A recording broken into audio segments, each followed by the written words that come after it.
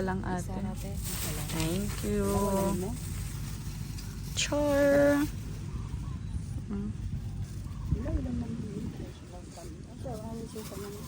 May suka, girl. Be nga ilang kung mga duhaan na lang tebe. Kaya ito makakasira ng tiyan. Ito. Suka talaga ang partner nito. Try mo munang walang suka. Init pa man. Amoy isda. Yan yung ano, kagabi na kinain mo. Kinain lang natin kagabi. May cheese, no? Ang harap nito. Enjoy ko dito kasi may cheese. Try mo, girl. Ang sarap.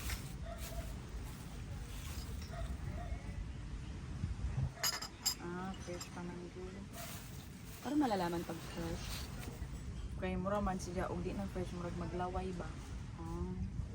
Ano, in-steam lang ni ate siguro to. steam. Lami man.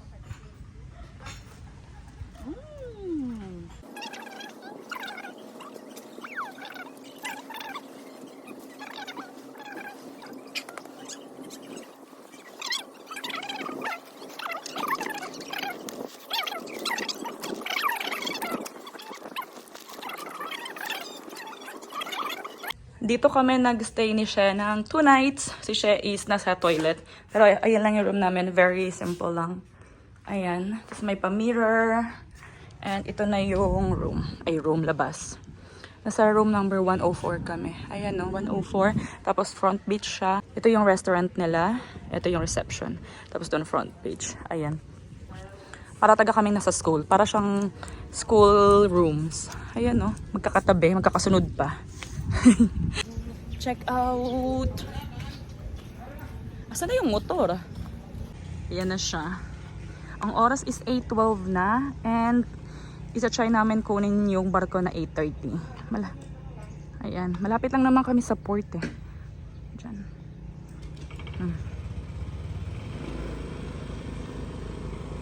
Char!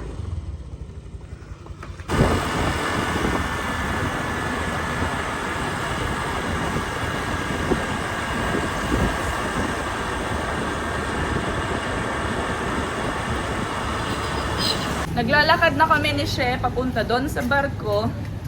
And andito Talaga yung pag-rent ng motor. yes, recommendable yung ano, pag-rent ng motor, napapadali ang buhay. Yung hotel. Ano, hotel, andoon lang oh. Nakaring girl. Yes, oo nga no. Andun lang yung hotel namin, oh. Yung katabi na may mga flag. Sobrang lapit lang. Tingnan natin sa map. Dito kami nag-stay, katabi ng may mga flag na yan. Okay, let's go na. Kasi 8:21 na. 8:30 yung alis ng barko. Dito kami sasakay ni She today. Super shuttle. Paalis na to in 5 minutes. Char. Asan na yung mga isda? Ayun o.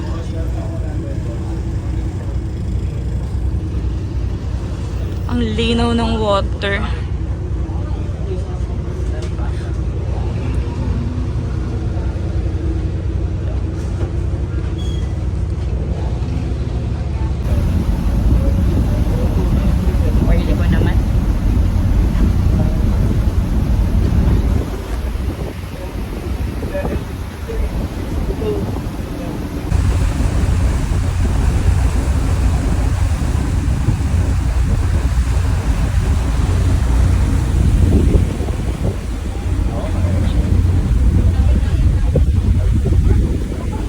Andito na kami sa main island ng Cebu.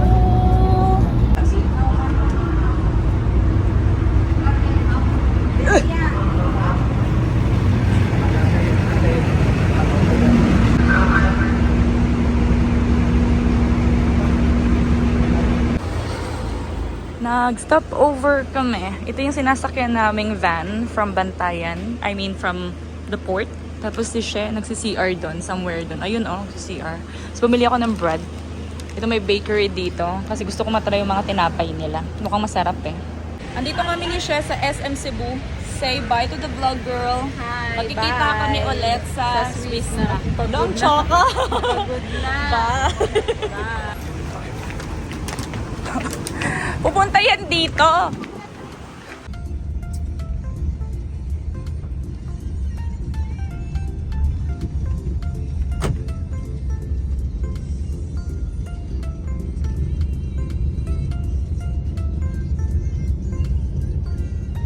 Andito na ako sa Cebu Airport. Kasi flight ko na. Dito kami bumili ng mga dried mangoes ni Roberto. Oh. Dito yun.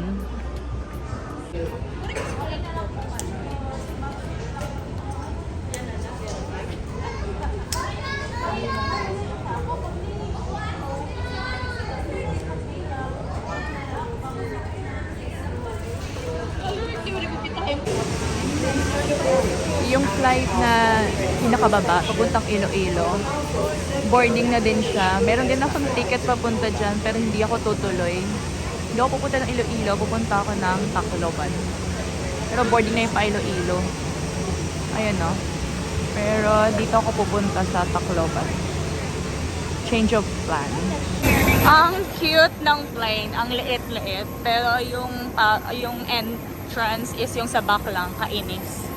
So, let's go to Tacloban, everyone!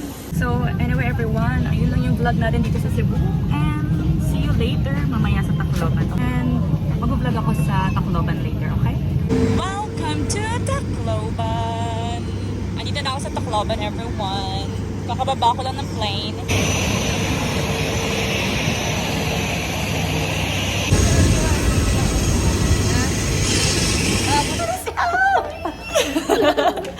Sabi niya, andito na naman siya, bakit na? Andito na ako sa Tacloban.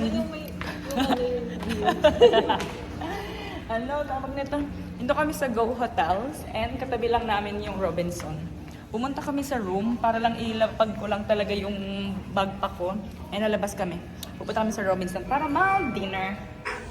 Alam mo itong long sleeve na suot ko? Binili ko na lang kanina sa SM. Wala na akong masuot eh.